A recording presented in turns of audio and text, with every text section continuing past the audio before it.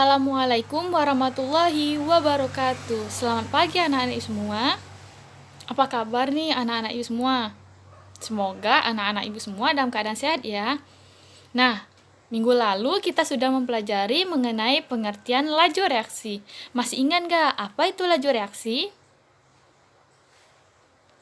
Ya, betul. Laju reaksi adalah laju berkurangnya jumlah reaktan atau laju bertambahnya jumlah produk dalam satuan waktu. Nah, di sini ibu ingin bertanya, dalam suatu reaksi, pernah nggak anak-anak ibu berpikir, kok ada sih reaksi yang berjalan dengan cepat dan bereaksi dengan lambat? Kira-kira penyebabnya apa sih? Nah, materi hari ini ada kaitannya dengan pertanyaan ibu tadi, yaitu kita akan membahas mengenai faktor-faktor yang mempengaruhi laju reaksi. Nah, adapun tujuan pembelajaran pada pagi hari ini yaitu siswa dapat memahami faktor-faktor yang mempengaruhi laju reaksi. Untuk lebih memahami materi tersebut, yuk kita simak video pembelajaran berikut ini. Oke, kali ini kita akan mempelajari mengenai faktor-faktor yang mempengaruhi laju reaksi. Nah, sebelum kita masuk ke faktor-faktor yang mempengaruhi laju reaksi, kita jawab dulu pertanyaan ini. Pertama, bagaimana reaksi itu bisa terjadi bila kita jelaskan dengan teori tumbukan? Nah, reaksi itu bisa terjadi karena adanya tumbukan yang efektif antara partikel-partikel zat yang bereaksi. Kemudian, apakah setiap tumbukan bisa menghasilkan reaksi? Tentunya tidak, karena tumbukan yang menghasilkan reaksi itu hanya tumbukan antar partikel yang memiliki energi kinetik yang cukup dan arah tumbukan yang tepat. Nah, pernahkah kalian melarutkan gula di dalam air dingin? Nah, bagaimanakah proses pelarutannya? Apakah gula tersebut larut semua atau tidak? Kemudian, bagaimana kalau gula dilarutkan ke dalam air panas? Apakah ada perbedaannya? Nah, tentunya pasti ada. Nah, kali ini kita akan hubungkan dengan faktor-faktor yang mempengaruhi laju reaksi. Ada 4 faktor. Yang pertama adalah konsentrasi, kemudian luas permukaan bidang sentuh, suhu, dan yang terakhir adalah katalis. Untuk yang pertama, kita bisa mengamati pengaruh konsentrasi terhadap laju reaksi. Bisa kita lihat di dalam tabung A dan tabung B, di mana masing-masing dimasukkan HCl sebesar 3 molar untuk tabung A dan HCl sebesar 1 molar untuk tabung B.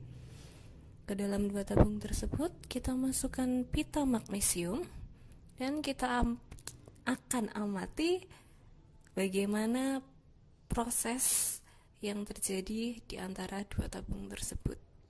Nah, bisa dilihat di dalam tabung A, pita Mg lebih cepat larut daripada pita Mg yang berada di dalam tabung B.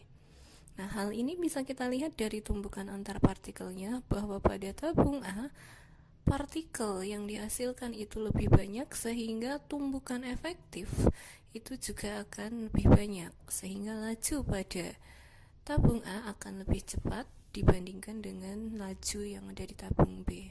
Kemudian yang kedua, bagaimana penjelasan lebih rincinya? Untuk faktor yang pertama, mengenai konsentrasi, bisa kita lihat bahwa dalam tabung A dan tabung B, ketika konsentrasinya lebih besar, itu akan menimbulkan jumlah partikel yang lebih banyak, sehingga semakin besar peluang terjadinya tumbukan. Oleh sebab itu, semakin banyak pula kemungkinan terjadinya tumbukan efektif, sehingga laju reaksinya akan lebih cepat pada konsentrasi yang lebih besar. Kemudian yang kedua, pengaruh luas permukaan bidang sentuh terhadap laju reaksi. Bisa kita lihat di tabung yang sebelah kiri ada serbuk CaCO3, sedangkan di sebelah tabung kanan ada kepingan CaCO3, di mana di dalam kedua tabung tersebut dimasukkan HCl dengan konsentrasi yang sama, yaitu 2 molar. Untuk laju reaksi antara serbuk dan kepingan tentunya akan lebih besar yang serbuk. Bisa kita lihat tumbukan yang terjadi pada serbuk CaCO3 itu lebih banyak dibandingkan yang kepingan. Nah, mengapa itu bisa terjadi? Ini karena semakin luas permukaan bidang sentuh, tentunya akan membuat suatu laju reaksi itu semakin cepat. Ketika semakin luas permukaan bidang sentuh, maka tumbukan akan lebih sering terjadi, sehingga ketika tumbukan lebih sering terjadi, laju reaksi akan semakin cepat. Yang terakhir adalah pengaruh suhu terhadap laju reaksi.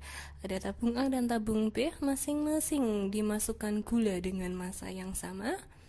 Di tabung A kita berikan bunsen untuk memanaskan tabung A. Nah, karena ada pemanasan di tabung A, sehingga gula yang berada di tabung A akan lebih cepat larut dibandingkan gula yang berada di tabung B. Mengapa ini bisa terjadi? Karena ketika ada pemanasan, suhu di dalam tabung A itu menjadi lebih tinggi dibandingkan suhu pada tabung B, sehingga tumbukan yang dihasilkan pada tabung A akan menjadi lebih banyak dibandingkan dengan tumbukan yang berada di dalam tabung B. Nah, partikel-partikelnya pun akan bergerak lebih cepat, sehingga tumbukan yang dihasilkan itu lebih banyak pada tabung A yang dilakukan pemanasan. Untuk penjelasan lebih lanjutnya, ketika semakin tinggi suhu reaksi, maka semakin cepat pula gerak molekulnya.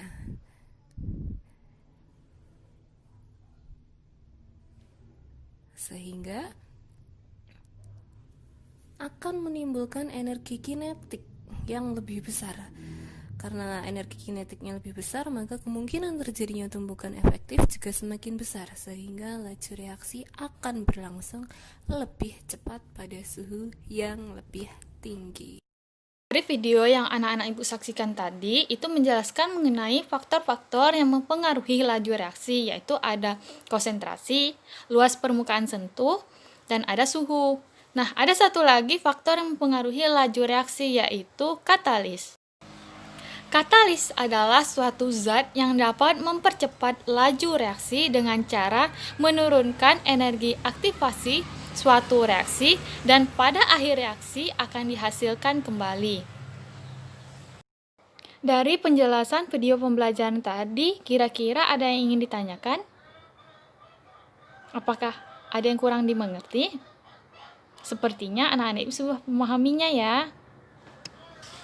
Nah, dari pembelajaran kita pada hari ini dapat disimpulkan bahwa ada 4 faktor yang mempengaruhi laju reaksi. Yang pertama ada konsentrasi. Nah, semakin tinggi atau semakin besar konsentrasinya, maka semakin banyak jumlah partikel yang dihasilkan, sehingga semakin sering terjadinya tumbukan yang menyebabkan laju reaksi semakin cepat.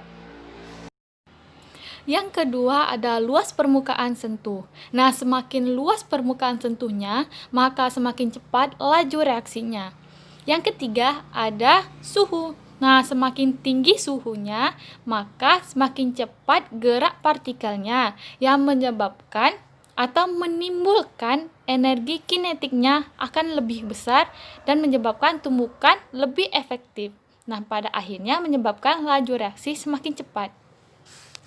Keempat, yaitu ada katalis. Nah, tadi telah dijelaskan bahwa katalis adalah suatu zat yang dapat mempercepat laju reaksi dengan cara menurunkan energi aktivasinya. Jika tidak ada yang ingin ditanyakan lagi, untuk tugas minggu depan, silakan anak-anak ibu kerjakan lembar kerja siswa yang telah ibu share di Google Classroom. Nah, tugasnya silakan kerjakan dengan sebaik mungkin, kemudian dicatat di buku catatan kalian masing-masing ya, dan dikumpulkan minggu depan. Oke, sebelum kita mengakhiri pembelajaran kita pada hari ini, ada kalanya kita mengucapkan hamdalah. Alhamdulillahirabbil alamin. Nah, Ibu akhiri dengan wabillahi taufiq wal hidayah. Wassalamualaikum warahmatullahi wabarakatuh.